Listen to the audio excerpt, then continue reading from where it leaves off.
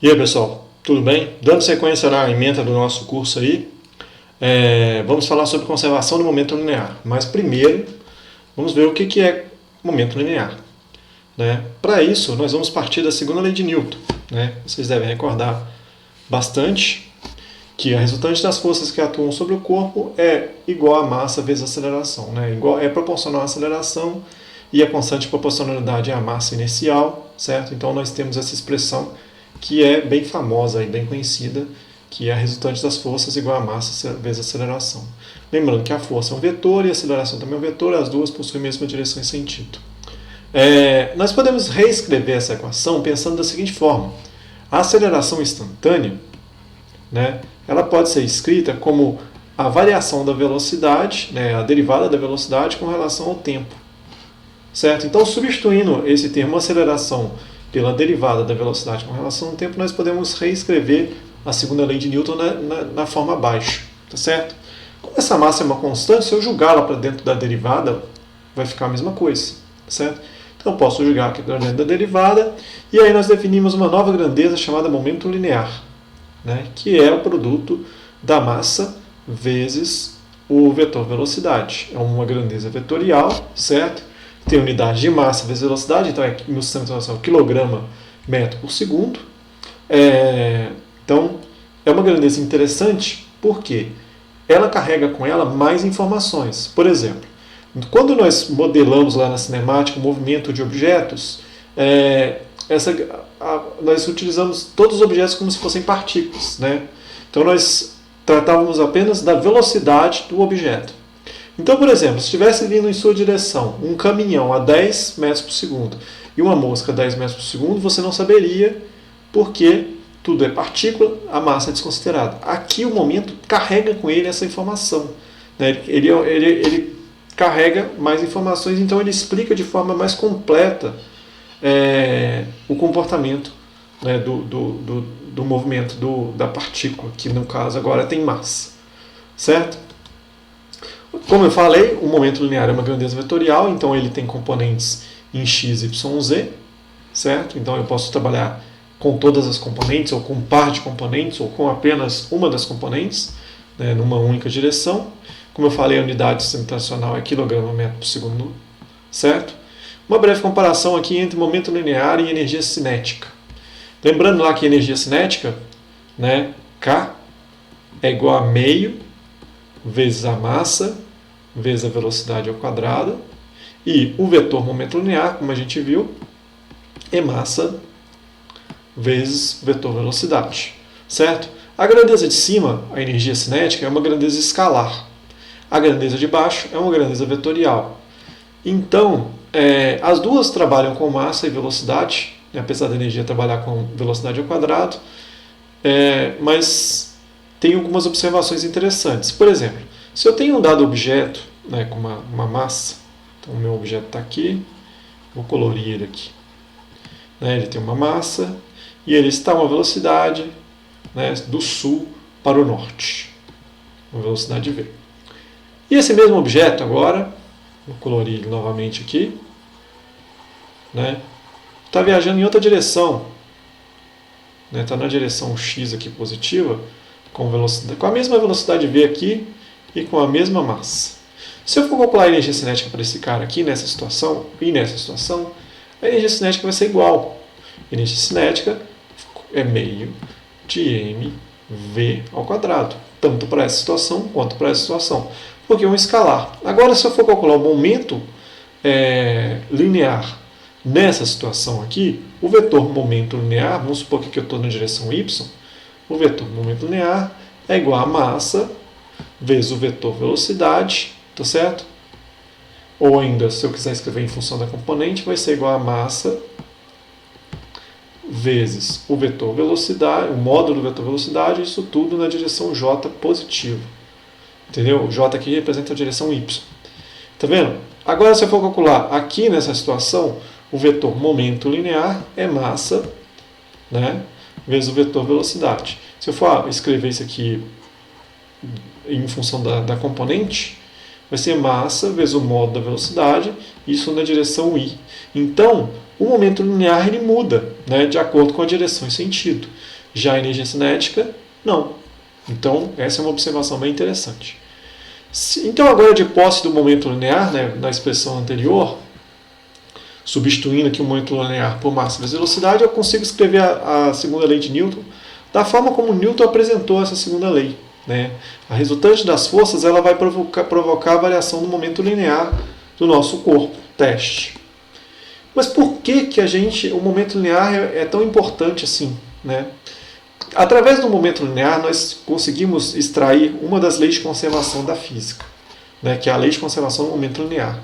Através dessa lei, nós conseguimos resolver vários problemas nos quais, utilizando apenas as leis de Newton, não fica bem complicado, né? Por exemplo, um problema que o momento linear facilita muito na hora de resolver. Eu tenho aqui essa esfera na cor vermelha, viajando com uma velocidade v1 e uma massa m1, e uma outra esfera na cor azul em repouso, né, com massa m2. As duas esferas se colidem, certo? A esfera de massa m2 sai aqui com uma nova velocidade, estava em repouso com uma nova velocidade, e a esfera de massa m1 sai também com uma nova velocidade. Se eu for usar a lei de Newton para resolver isso aqui, vai ficar bem complicado. Mas se eu usar conservação no momento linear, uma lei de conservação, isso vai facilitar bastante a nossa vida. No final da aula eu vou resolver alguns exemplos e vocês vão verificar essa situação. Primeiro vamos agora entrar na ideia de conservação no momento linear. Então, para esse teste, para essa demonstração, nós temos dois corpos aqui, né? Vamos supor que um corpo está interagindo com o outro. Então, se o corpo A exerce uma força sobre o corpo B, né, ele faz com que o momento do corpo B mude. E da mesma uma reação, se o corpo B exerce uma força sobre o corpo A, ele faz com que o momento do corpo A também mude com o tempo. Então tem uma derivada do momento com relação ao tempo. Essa suposição aqui é que esses dois corpos sejam um sistema isolado, tá? Não existe nenhuma força externa atuando sobre esse sistema. Da terceira lei de Newton, nós temos que a força que A exerce sobre B, ela possui o mesmo módulo, direção e sentido contrário, né? Ela tem um sinal negativo aqui em relação à força que B exerce sobre A. Tá? Então, A empurra B com uma força AB, B reage com uma força de mesmo módulo, direção e sentido contrário, FBA. Então, isso aqui é uma igualdade, eu posso passar esse cara para o lado de cá, né? O menos FBA vai passar positivo, certo? E isso aqui fica igual a zero. Mas eu posso escrever a força de AB com umas variações dos momentos. Né? A variação do momento no corpo A com relação ao tempo e a variação do momento no corpo B com relação ao tempo. Posso colocar dessa forma, né? Reescrever dessa forma, e posso reescrever a soma dos momentos apenas como um momento P, certo?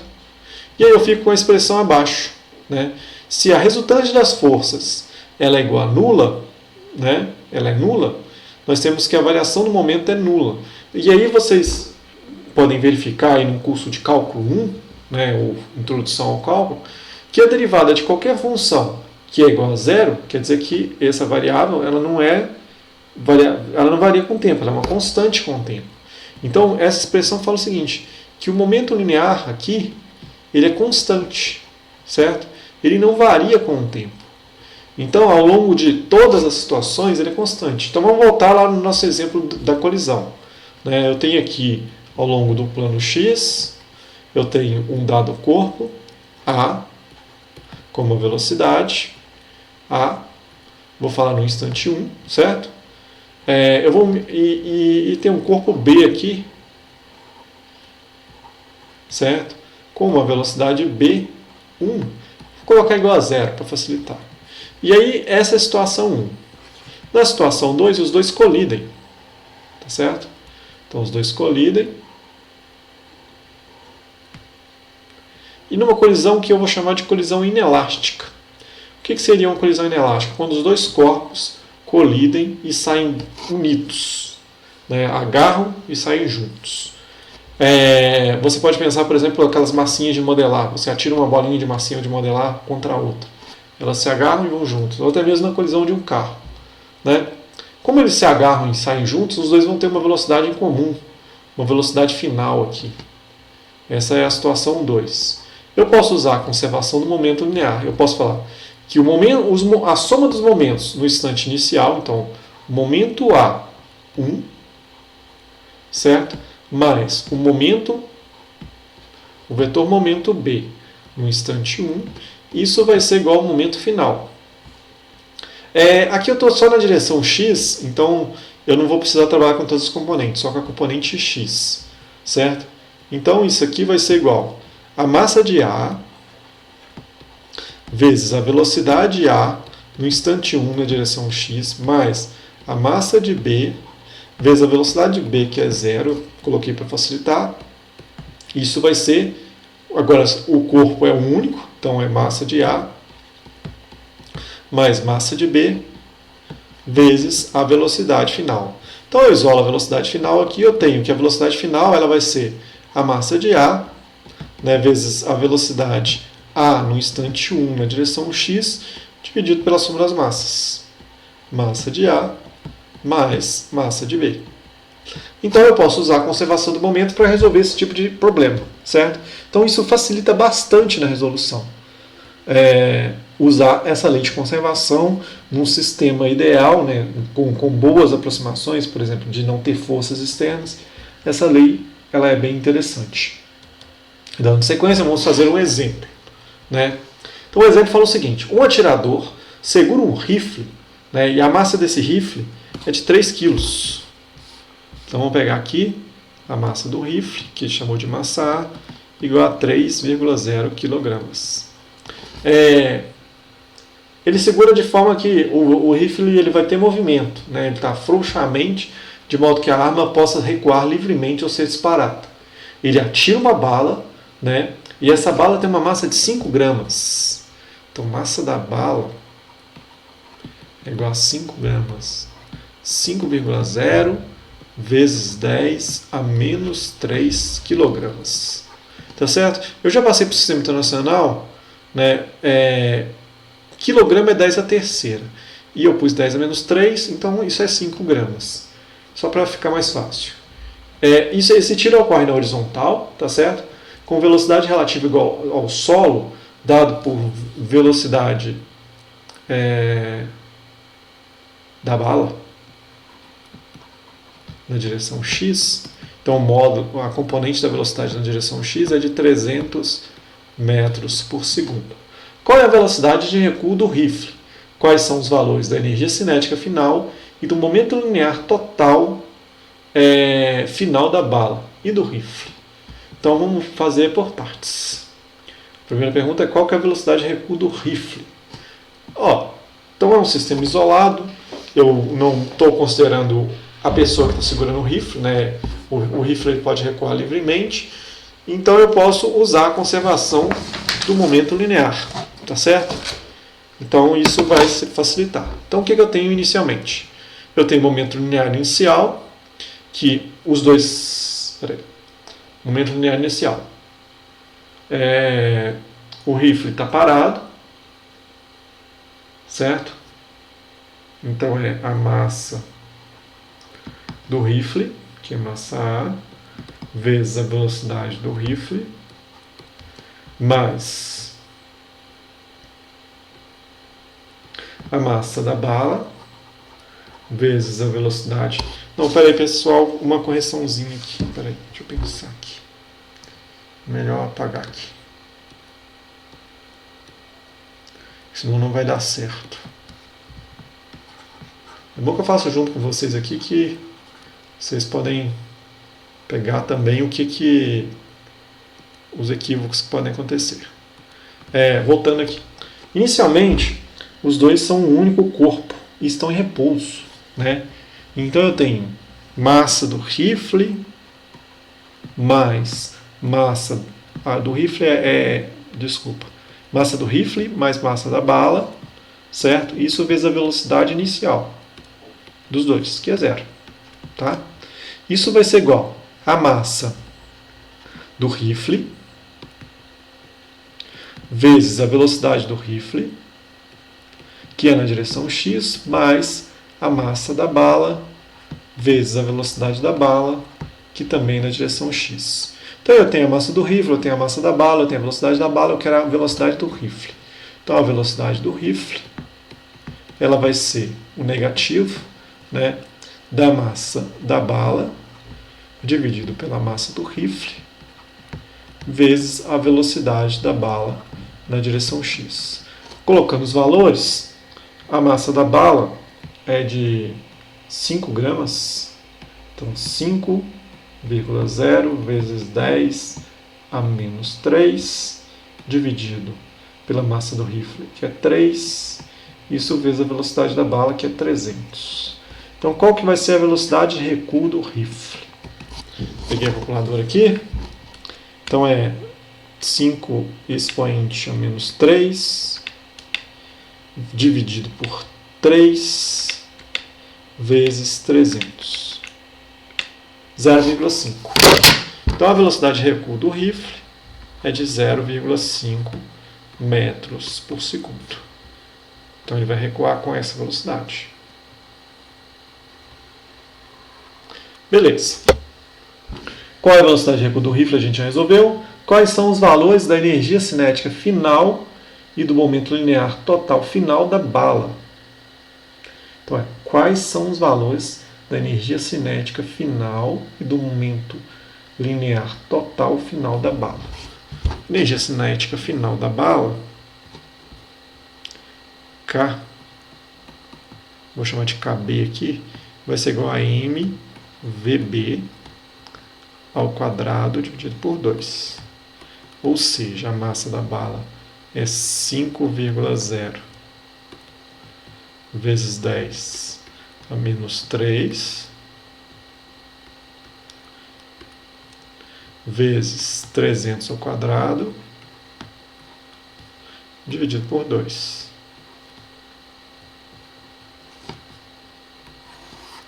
Então isso aqui vai ficar, a energia cinética final da bala vai ser igual a 300 ao quadrado vezes 5 expoente a menos 3 dividido por 2. 225 joules.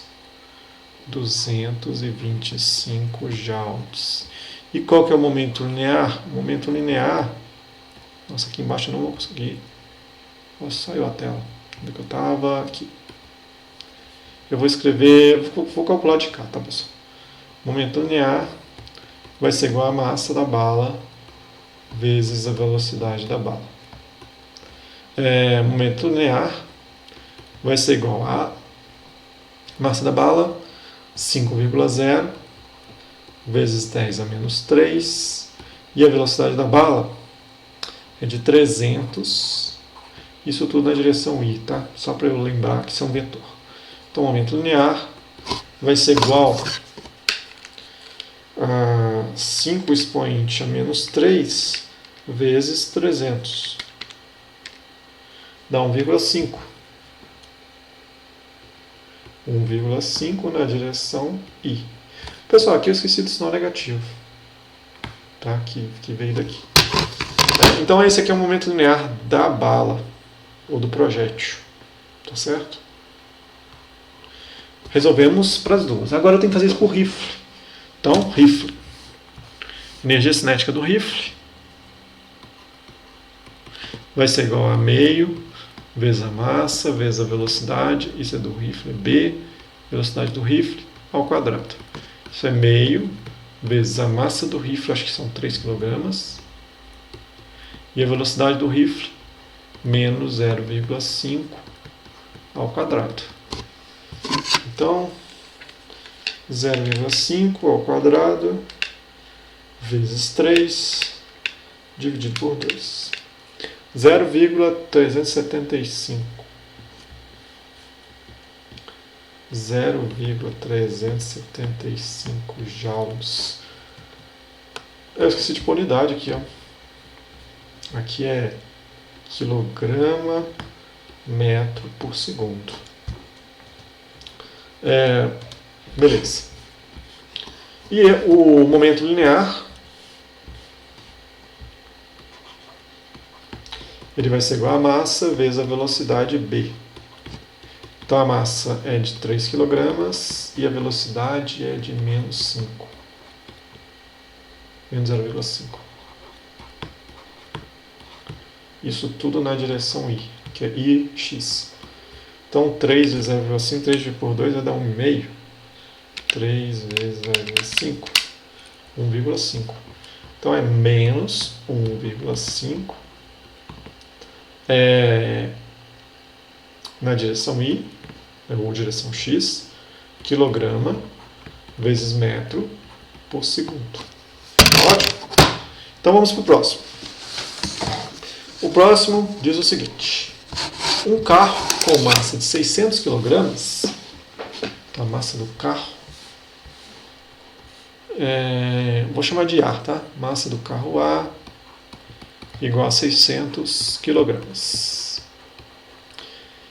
que está se movendo a uma velocidade de 30 metros por segundo, velocidade A cujo modo é 30 metros por segundo, colide com um carro com uma massa de 900 kg, massa B igual a 900 kg, que está parado. Então, velocidade B, módulo do vetor velocidade B igual a zero. Os dois veículos permanecem juntos, então é uma colisão inelástica. Após a colisão, calcule a velocidade dos dois carros imediatamente após a colisão. Então, como o exercício não fala direção, e parece que eles vão sair numa mesma direção, não é uma colisão que sai com um ângulo, então vou falar que tudo está acontecendo na direção X. Tá? Então, ele quer a velocidade dos dois carros imediatamente após a colisão. Então, vou falar aqui, ó, na direção X. Então, letra A. X. Eu tenho, inicialmente, um carro se movendo, o carro A, com velocidade A, se movendo, mais o carro B, com velocidade B igual a zero, parado. E no final eu tenho os dois agarrados, né, massa A mais massa B, vezes uma velocidade final do conjunto. É essa velocidade que eu quero descobrir. Então isso aqui é zero. Então eu tenho que a velocidade final vai ser a massa A dividido pela massa A mais a massa B vezes a velocidade A. Ou ainda, massa A, 600 kg, massa B, 900, então aqui vai dar 600 mais 900, vai dar 1.500 kg, isso vezes a velocidade de 30 metros por segundo. Então, 600 vezes 30 dividido por 1.500, isso dá 12. Então, quando os dois se juntam, se agrupam, a velocidade do conjunto vai ser de 12 metros por segundo. Aqui está na direção X, é o módulo da velocidade, tá? Então, direção em sentido positivo do eixo X. A força do choque se a colisão durou 15 segundos. Tá? Então, aqui a letra B, a gente calculou lá que a resultante das forças, né, é igual a derivada do momento com relação ao tempo. Mas a gente pode calcular uma força média durante a colisão, o módulo da força média. Isso vai ser a variação do momento com relação à variação de tempo. Ele pede a força média da colisão. Eu vou calcular a força média que o carro A exerce sobre o carro B, e aí a força do B sobre A vai ser o mesmo módulo, direção em sentido contrário. Tá joia? Então eu calculo para um, o outro eu só troco o sinal. Então a variação no momento do carro A. O carro A, no final, ele tem a massa de A vezes a velocidade V e menos a massa de A vezes a velocidade VA. Essa VA aqui está representada como sendo a velocidade inicial e a V como a velocidade final do conjunto, dividido por ΔT. Tá certo? A massa de A é 600 e a velocidade variou, foi de 12 né? Inicialmente era 30, foi para 12. Isso dividido por 8 segundos. Então isso aqui vai dar menos 72 mil newtons. Menos 72 mil newtons. Então essa é a força, né, que A exerceu. É a força de... É a força exercida do carro A sobre o B. E a do B sobre o A muda o sinal. Tá joia? E a letra C pede a aceleração dos carros durante a colisão. A mesma coisa.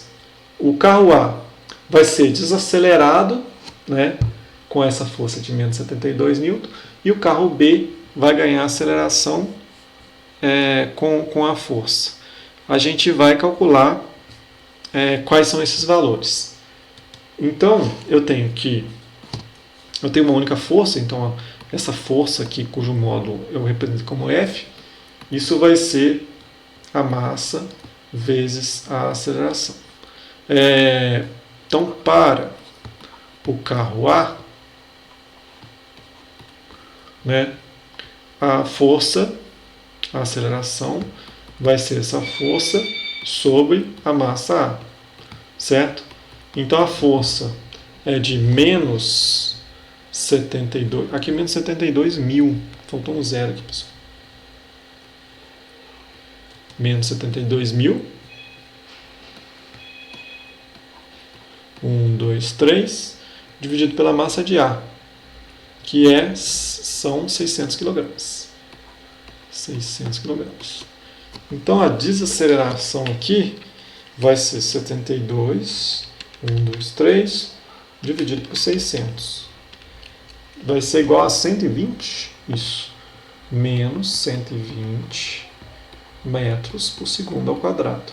E para o carro B, né, a aceleração vai ser a força sobre a massa B. A força aqui ela é positiva, né, nós calculamos apenas para o carro A, para o carro B, ela ganha um sinal positivo, dividido pela massa do B, que são 900. Então é 72 mil, 1, 2, 3, dividido por 900. Isso vão dar 80 metros por segundo ao quadrado. Então são essas as desaceleração e a aceleração. Então é isso, pessoal. Muito obrigado e até a próxima aula.